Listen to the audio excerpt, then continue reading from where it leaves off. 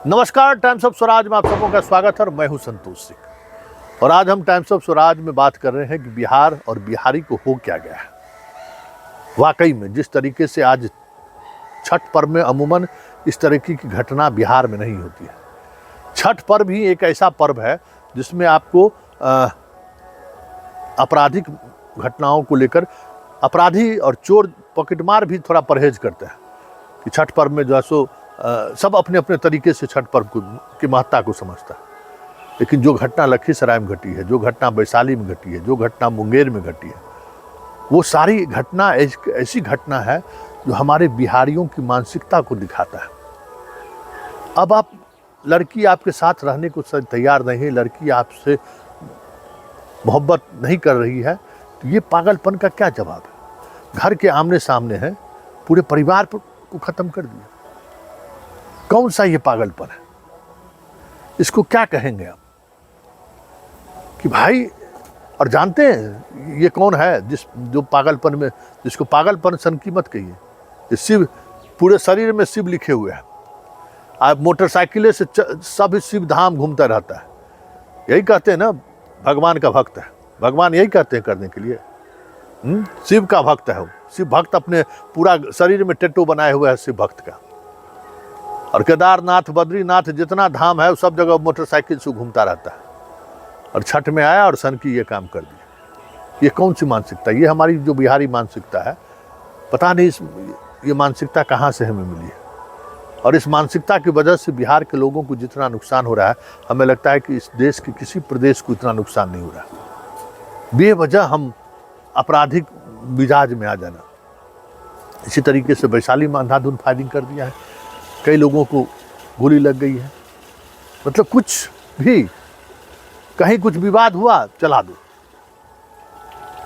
तो ये अलग बात है कि लखीसराय पुलिस हो या वैशाली पुलिस हो, मुंगेर पुलिस हो, कह दे कि भाई लॉ एंड ऑर्डर का प्रॉब्लम, कानून का मसला तो जुड़ा हुआ नहीं।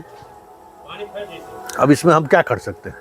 परिवार का दुश्मन हो जाए, इस तरीके से फायरिंग कर दे, तो ये भी बात सही है।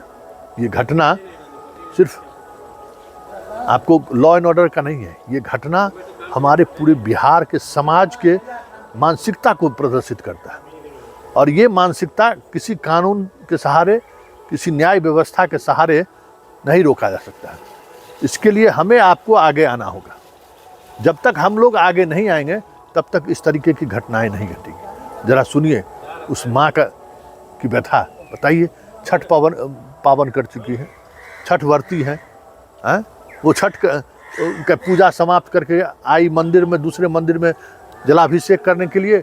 वहीं थी कि उसको सूचना मिला कि उसके पूरे घर के लोगों को ख़त्म कर दिया गया था। क्या उस माँ पर गुजरेगा? बताइए। ये सब तालिबान और बिहार में कोई फ़र्क रह गया ऐसे में? ज़रा सुनिए उस माँ का दर्द भरी दास्तान सुने। अब जरा वहाँ के एसपी की बात सुनिए। देखिए एसपी कितना परेशान है। स्वाभाविक है ना, ये घटना इस तरीके से अगर घटनी शुरू हो जाए तब तो बहुत मुश्किल है कानून की बात करना। इतने बात पर हम हासिल करने के लिए इस हद तक उतर जाएंगे तो फिर क्या मतलब है? जरा सुनिए एसपी क्या कर रहे हैं। तो आपने सुना, इसको क्या कहेंगे? वैशाली में इसी तरीके से 8 लोगों को मार दिया है गोली। क्या करिएगा उसको? कोई इसका कोई जवाब है?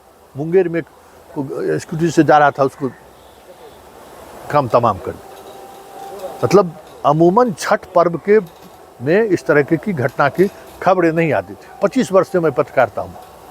अमूमन नहीं के बराबर छठ पर्व में तो कोई घटना घटती ही नहीं है।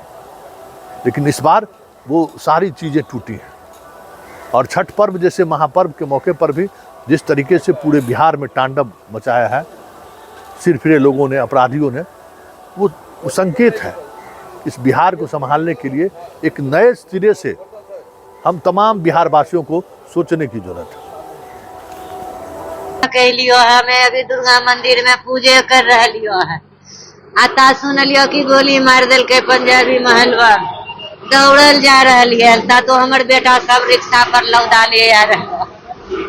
हम तो रहे से बुड़ गलियो। घर में यार परिवार हो, केकरा मारल को केकरा नहीं मारल को कुछ खबर नहीं हो। पासी को जात के नाम हो छोटू आशीष एकरे दोनों नाम हो इहे मार दिल को मारलको कि हमरा दे दे तो अपन बेटिया के हम बियाह कर नहीं दिलिए ये कई साल के लफड़ा सुन लो थाना पुलिस सब भेल पंजाबी मोहल्ला में छठ के अर्घ के बाद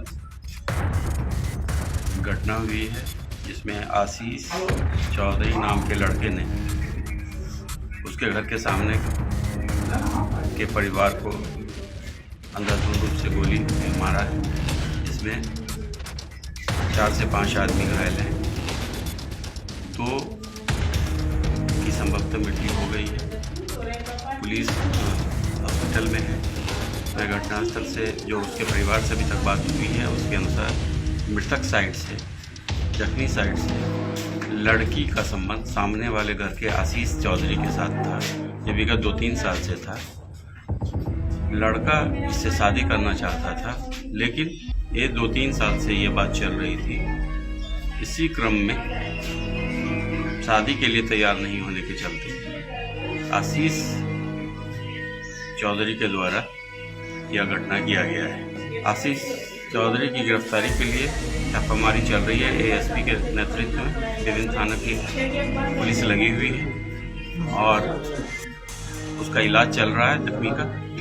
अभी ये प्रारंभिक जानकारी है, जैसे ही पूरी जानकारी मिलती है फिर से